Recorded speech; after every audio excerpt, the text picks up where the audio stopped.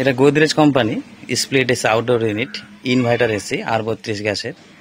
তো এসির সমস্যা কি, ঠান্ডা হচ্ছে না। তো আমি এসে গ্যাস চেক করেছিলাম, গ্যাস ঠিক আছে।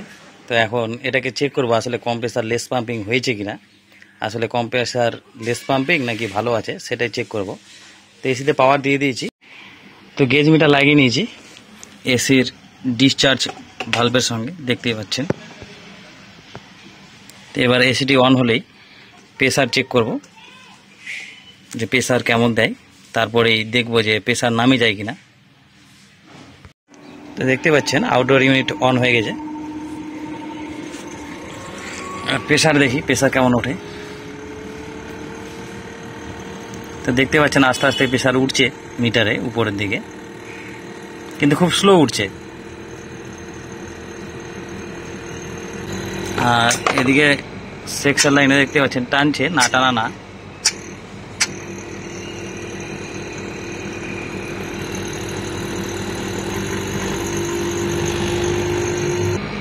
আর এখানে সেকশন লাইন যেরকম আমার আঙুলটা টেনে ধরছে ভিতরের দিকে, এর থেকেও বেশি টানবে।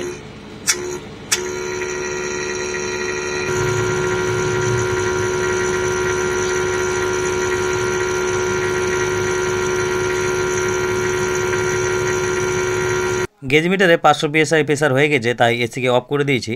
তো সেকশন লাইনতে দেখতে পাচ্ছেন কি পরিমাণে ধোঁয়া বেরোচ্ছে। অ্যাকচুয়ালি এটা ধোঁয়া না অন্য কিছু সেটা বলছি না এখন আমি, কিন্তু ধোঁয়া টাইপের বেরোচ্ছে।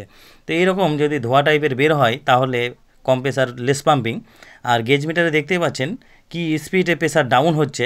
তো এই প্রেসারটা যদি কোথাও গিয়ে দাঁড়ায় 350 কিংবা 300, তাহলে কিন্তু চালানো যায়। আর এর থেকে যদি নিচে নেমে যায় তাহলে কোনোভাবেই সম্ভব নয় এই কম্প্রেসার দিয়ে এসিটি চালানো।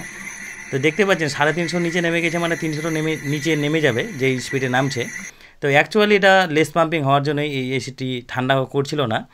আর এটাকে এখন সমাধান করতে গেলে কম্প্রেসারই চেঞ্জ করতে হবে।